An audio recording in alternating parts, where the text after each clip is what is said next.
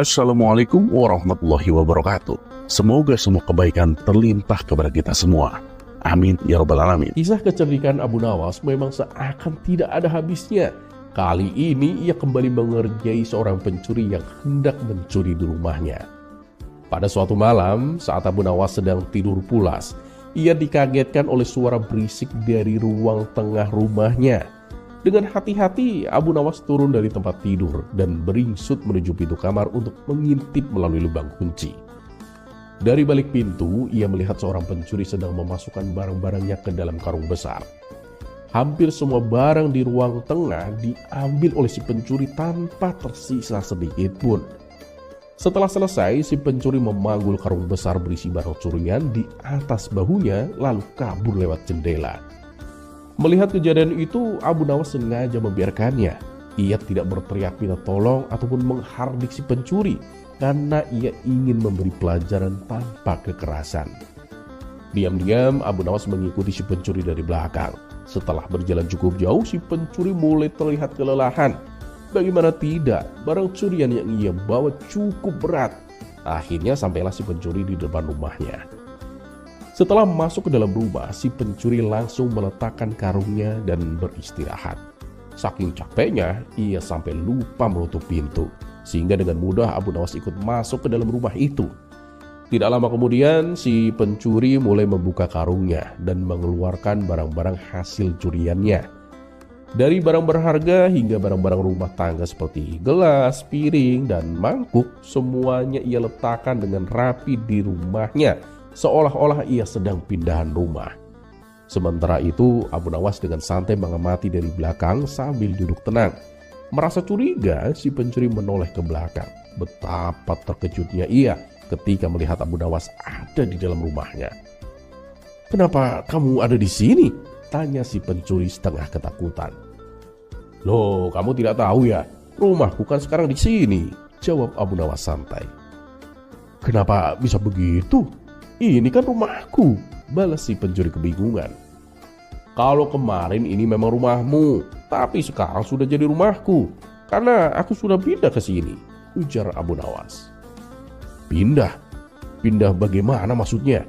tanya si pencuri semakin bingung. "Ya, coba lihat semua barang-barang di rumah ini. Semuanya adalah milikku.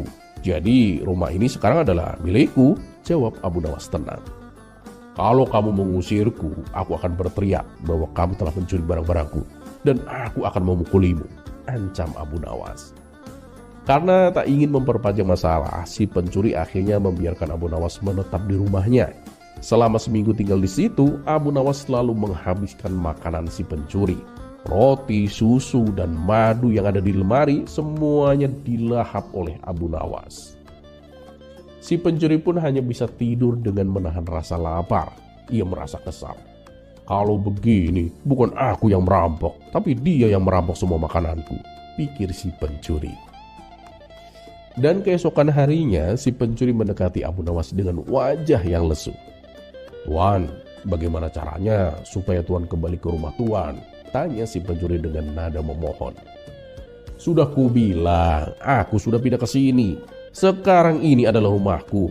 Buktinya barang-barangku ada di sini semua," jawab Abu Nawas santai. "Jadi kalau saya kembalikan semua barang-barang ini ke rumah Tuan, Tuan juga akan kembali ke rumah Tuan?"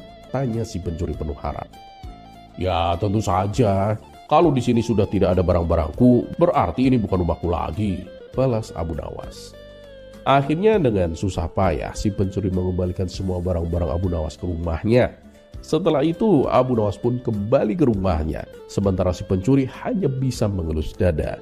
Sejak saat itu si pencuri kapok dan tidak ingin lagi berurusan dengan Abu Nawas.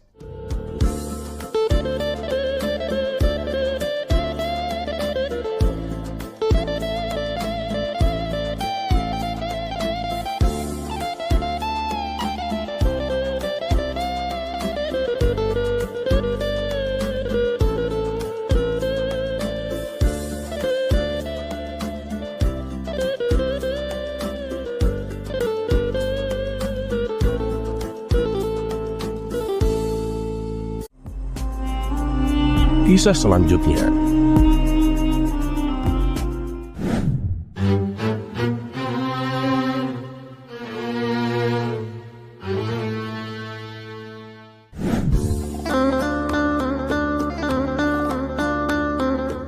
Pada suatu hari, Baginda Raja mengundang Abu Nawas ke istana untuk makan malam. Saat semua tamu sudah berkumpul, Baginda Raja tiba-tiba membuka topik yang agak aneh. "Abu Nawas," kata Baginda Raja sambil mengusap jenggotnya, "aku penasaran, kenapa manusia itu mudah merasa iri, Abu Nawas?" Semua tamu terdiam menunggu jawaban dari Abu Nawas yang selalu cerdik. Tapi kali ini bukannya langsung menjawab, Abu Nawas malah memakan buah kurma dengan santai. Baginda Raja pun mulai cemas. "Abu Nawas, apakah kamu tak punya jawaban? Atau jangan-jangan kamu juga merasa iri kepada orang lain?" Abu Nawas pun tertawa kecil. "Tenang Paduka, saya akan memberikan jawaban, tapi bukan dengan kata-kata.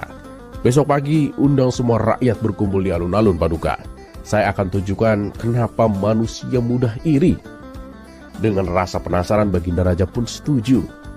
Dan keesokan harinya, alun-alun dipenuhi oleh rakyat yang ingin tahu kejutan dari Abu Nawas. Ketika Baginda Raja dan para menteri istana datang, Abu Nawas berdiri di tengah kerumunan dengan membawa 2 kantong besar. Ia membuka kantong pertama dan mulai membagikan koin emas kepada orang-orang. Setiap orang mendapatkan 1 koin dan mereka tampak senang. "Apakah kalian puas?" tanya Abu Nawas. "Puas Tuan Abu," jawab mereka dengan serempak. Tapi kemudian Abu Nawas membuka kantong kedua. Ia memberikan beberapa orang tambahan 2 koin emas, 2 kali lipat dari yang lain. Mendadak suasana berubah. Wajah-wajah yang tadinya semringah langsung keruh. Mereka mulai bergumam, saling menatap satu sama lain dengan tatapan iri. "Kenapa dia dapat lebih banyak dariku?" seru salah satu rakyat. "Ini tidak adil," sahut yang lain. Baginda Raja pun mengernyitkan dahinya. "Lihat Abu Nawas, mereka marah karena ada yang dapat lebih. Tapi bukankah sebelumnya mereka puas dengan 1 koin?" Abu Nawas pun tersenyum dengan penuh arti. "Ya begitulah Paduka. Manusia mudah merasa iri bukan karena ia kekurangan, tapi karena ia melihat orang lain memiliki lebih Paduka." Baginda Raja pun mengangguk-ngangguk, mulai paham. Tapi kemudian Abu Nawas menambahkan, "Dan anehnya lagi Paduka, semakin banyak manusia mengeluh, semakin banyak masalah yang mereka hadapi. Iri itu seperti menggali lubang, semakin dalam semakin sulit untuk keluar." Baginda Raja tertawa puas dan berterima kasih atas pelajaran berharga pada hari itu. Para rakyat pun sadar bahwa kebahagiaan itu tak datang dari apa yang dimiliki oleh orang lain. Sejak saat itu, Baginda Raja selalu mengingat ucapan Abu Nawas bahwa bahagia itu bukan soal punya paling banyak, tapi tentang bersyukur dengan apa yang ada. Dan tentu saja Abu Nawas seperti biasa pulang dengan kantong penuh hadiah. Tapi kali ini tak ada yang merasa iri kepadanya, karena mereka semua sudah tahu rahasianya. Kisah selanjutnya.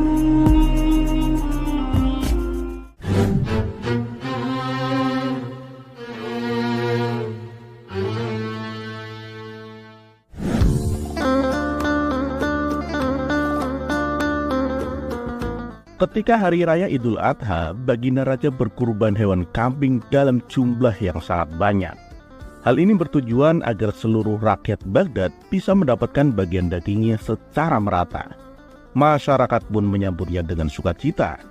Setelah acara pemotongan hewan kurban selesai, tibalah saatnya pembagian daging kepada masyarakat. Orang-orang pun berantusias mengantri di depan gerbang istana, termasuk Abu Nawas sendiri. Ketika datang giliran Abu Nawas, Baginda Raja bukan memberinya daging kambing, melainkan sekantong tepung gandum. Tentu saja Abu Nawas menolaknya. Ia pun bertanya kepada Baginda Raja, "Paduka yang mulia, ini kenapa saya diberi tepung gandum, sementara mereka semua diberi daging kambing?" Baginda Raja kemudian membalas, "Aku lakukan ini karena aku sayang dan peduli kepadamu, Abu Nawas." Abu Nawas pun heran mendengarnya. "Sayang? Sayang bagaimana maksud Paduka?" tanya Abu Nawas. "Bukankah kamu punya riwayat penyakit darah tinggi?" "Aku khawatir Abu Nawas, nanti penyakitmu jadi kambuh," jawab Baginda Raja. Disinilah Abu Nawas baru mengetahui bahwa Baginda Raja sengaja ingin mengerjainya. "Sejak kapan aku punya penyakit darah tinggi?" gerutu Abu Nawas dalam hati. Tapi namanya saja Abu Nawas, ia pantang mundur sebelum mendapatkan apa yang diinginkannya. Dengan akal cerdiknya, ia berusaha mengelabui rajanya itu. "Kalau Paduka memberi saya tepung gandum, justru Paduka itu tidak sayang kepada saya. Karena tepung gandum itu lebih berbahaya daripada daging kambing, Paduka," kata Abu Nawas. "Maksudmu bagaimana, Abu Nawas?" tanya Baginda Raja. "Apakah Paduka tidak tahu kalau tepung gandum itu lebih cepat memicu darah tinggi dibandingkan daging kambing?" jelas Abu Nawas. "Pendapat dari mana itu? Atau jangan-jangan itu hanya karanganmu saja?" balas Baginda Raja. "Ini sudah terbukti loh, Paduka," ujar Abu Nawas. "Baik, kalau kamu bisa membuktikannya, aku akan memberimu hadiah yang banyak. Tapi syaratnya harus masuk akal. Tapi kalau kamu tidak bisa membuktikannya, kamu akan aku hukum," terang Baginda Raja. Kemudian terlintas di benak Abu Nawas untuk balik mengerjai rajanya. "Siap, Paduka yang mulia. Saya tidak akan membuktikannya kepada orang lain, tapi langsung kepada Paduka sendiri. Kita akan bersama-sama membuktikannya agar Paduka lebih yakin." "Apakah Paduka bersedia?" tanya Abu Nawas. Baginda Raja pun menyanggupinya, dan menurutnya ini akan lebih baik karena ia tidak akan tertipu oleh kecerdikan Abu Nawas. Maka dimulailah penelitian uji coba antara Abu Nawas dan Baginda Raja. Pada hari pertama, Baginda Raja dan Abu Nawas duduk dalam satu meja. Baginda Raja diberi hidangan berupa roti dari hasil adonan tepung gandum. Sementara Abu Nawas diberi hidangan berupa gulai kambing. Pada hari kedua, Baginda Raja diberi roti yang sama dan Abu Nawas diberi sop kambing. Pada hari ketiga, Baginda Raja masih diberi hidangan berupa roti satu piring, sedangkan Abu Nawas diberi hidangan kambing guling. Tiba-tiba Baginda Raja naik darah. Ia membanting piring hingga pecah berantakan sambil marah-marah. "Apa-apaan ini, Abu Nawas? Setiap hari aku selalu diberi roti gantung, sedangkan kamu selalu makan daging kambing," bentak Baginda Raja penuh emosi. Abu Nawas hanya cengengesan mendengarnya. Hal ini membuat Baginda Raja bertambah emosi. "Kamu jangan meledekku, Abu Nawas. Katakan, apa maksud dari perbuatanmu ini?" tanya Baginda Raja. Dengan tenang Abu Nawas menjawab, "Nah, sekarang Paduka sudah membuktikannya sendiri bahwa tepung gandum itu lebih cepat mengakibatkan tekanan darah tinggi ketimbang daging kambing. Bagaimana? Apakah Paduka sudah percaya?" Baginda Raja yang tadinya emosi seketika tersadar dan berubah menjadi tawa. "Sialan kamu, Abu Nawas. Ternyata aku masih saja dikelabui," kata Baginda Raja sambil tertawa. Dan sesuai dengan kesepakatan, Abu Nawas pun diberi hadiah pundi-pundi uang dan seekor kambing sebagai gantinya jatah daging kurban. Kisah selanjutnya.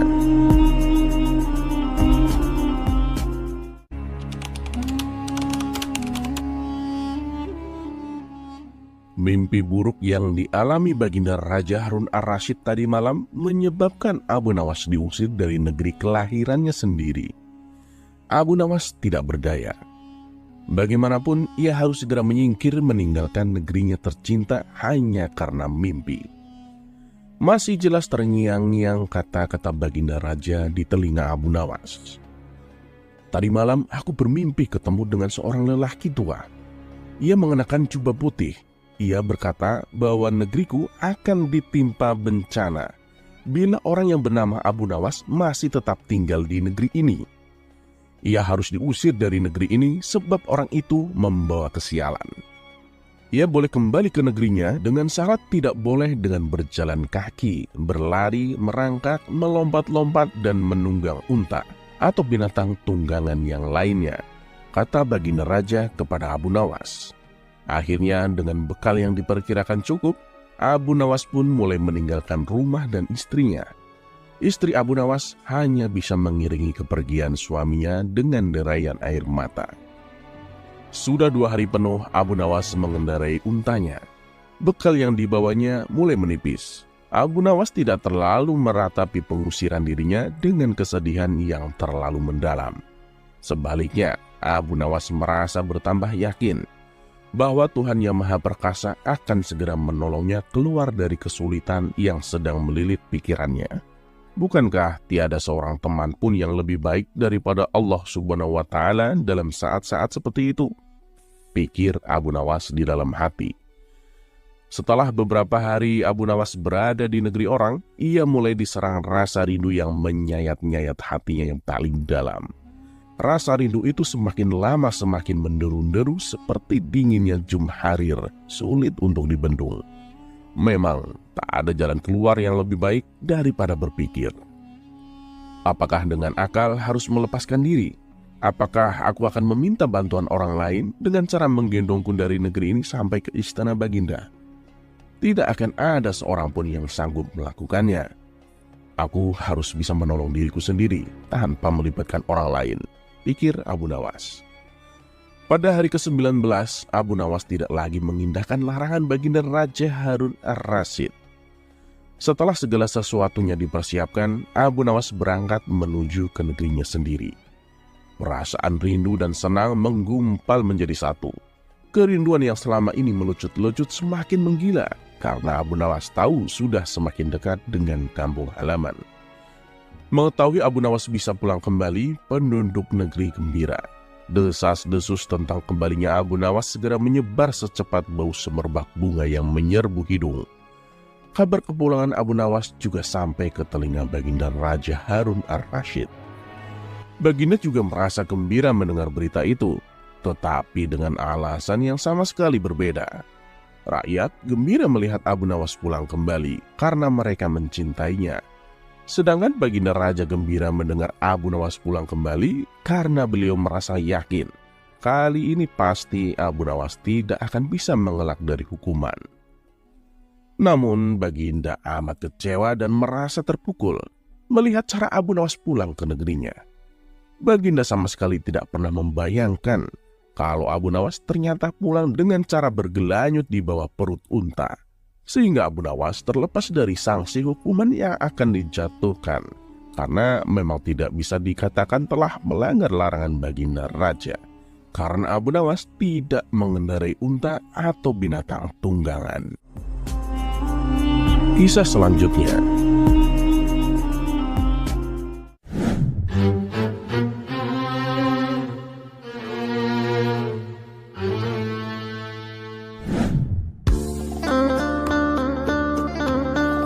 Kelucuan Abu Nawas memang seringnya tak lepas dari kehebatan Abu Jahil.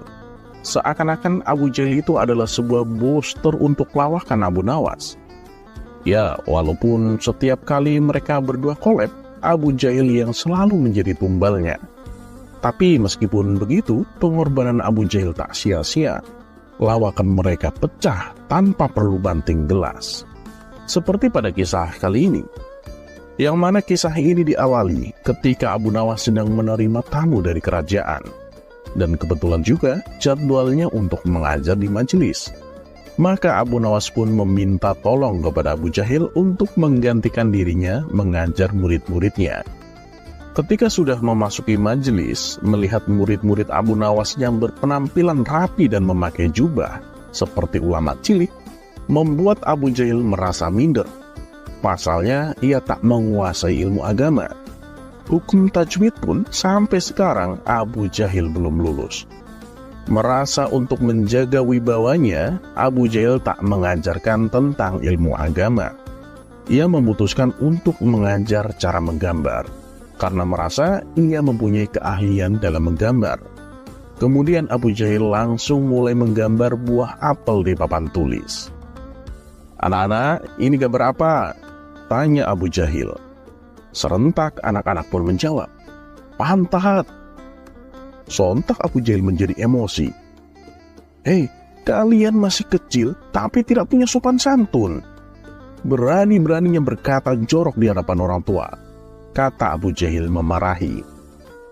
Abu Nawas yang kebetulan menerima tamu hanya bersebelahan dengan majelisnya, ia pun mendengar kegaduhan itu. Langsung Abu Nawas mendatangi mereka. "Ada apa ini?" Tanya Abu Nawas kepada Abu Jahil. "Noh, murid-muridmu gak sopan sama orang tua. Ditanya baik-baik malah ngomong jorok," jawab Abu Jahil. Abu Nawas pun merasa tak enak dengan Abu Jahil dan ia segera menasehati murid-muridnya. "Kalian kan sudah diajari adab cara menghormat orang tua. Kenapa kalian tidak menerapkannya?" tanya Abu Nawas. Suasana majelis sesaat menjadi hening. Lalu Abu Nawas menengok ke arah papan tulis. Seketika itu Abu Nawas menjadi ikut-ikutan emosi. "Bener-bener kalian ini keterlaluan. Sudah gak hormat sama orang yang lebih tua, kalian bahkan berani menggambar pantat di papan tulis. Siapa yang menggambar ini? Ayo jawab," bentak Abu Nawas. "Dia, Tuan Guru," jawab murid-muridnya sambil menunjuk arah Abu Jahil. Abu Jahil pun langsung merah, menahan malu dan langsung ngeloyor pergi dari majelis. Salah satu muridnya yang bernama Ali bertanya, "Itu pantat kok ada ekornya, Tuan Guru?" Semua seisi majelis pun tertawa terpinggal-pinggal dibuatnya, termasuk Abu Nawas sendiri, karena tak habis pikir yang menggambar adalah Abu Jahil. Beberapa hari kemudian, karena Abu Nawas masih penasaran, ketika ia bertemu dengan Abu Jahil, Abu Nawas pun menanyakan perihal gambar yang kemarin. Dan ketika Abu Jahil menjelaskan bahwa itu adalah gambar apel, Abu Nawas pun tak kuasa menahan tawanya. "Apel mana yang bentuknya kayak pantat itu, Abu Jahil?" kata Abu Nawas sambil terus tertawa. Kisah selanjutnya.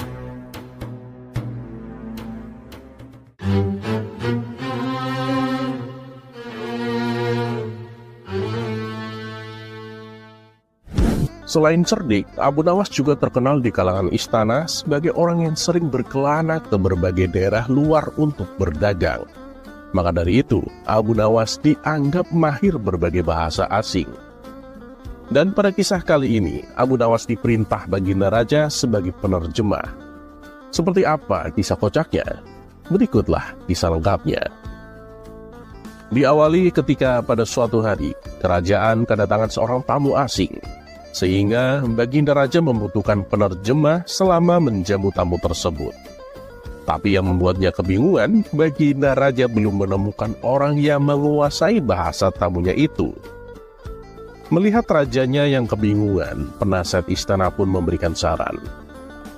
"Paduka, kenapa kita tidak undang Abu Nawas saja?" Baginda Raja terkejut nama Abu Nawas diusulkan. Karena selama ini Baginda Raja tidak tahu dan tidak pernah mendengar Abu Nawas berbicara dengan bahasa asing. Memangnya dia bisa bahasa asing? Paduka, bukankah saat Abu Nawas berniaga, ia pernah berkelana dari satu negeri ke negeri yang lain? Tentunya ia pandai menguasai beberapa bahasa asing, kata sang penasihat istana menjelaskan. Mendengar penjelasan penasihat istana itu, Baginda Raja pun segera mengundang Abu Nawas untuk menjadi penerjemah. Dan singkat cerita, diadakanlah acara jamuan makan malam guna menyambut tamu asing tersebut.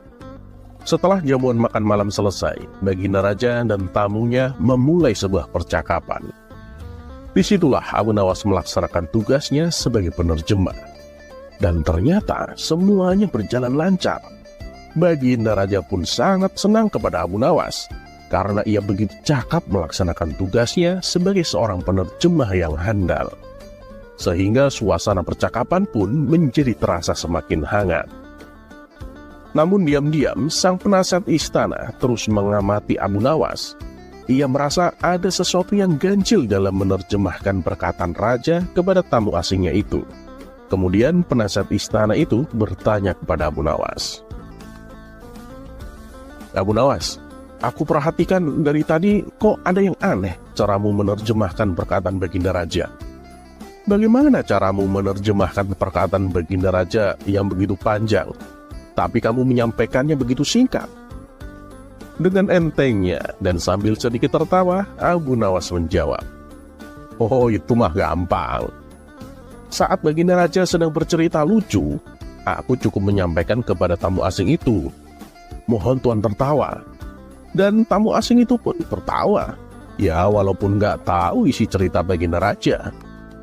Nah, kalau Baginda Raja sedang memuji kehebatan kerajaannya, aku cukup menyampaikan kepada tamu asing itu, mohon Tuan acungkan jempol. Tamu asing itu juga langsung mengacungkan jempol. Tamu happy, Baginda Raja pun happy. Mendengar hal itu, penasihat istana tak kuasa menahan tawanya. Dan Abu Nawas pun pulang dengan membawa sekantong koin emas, hasil darinya sebagai penerjemah yang handal.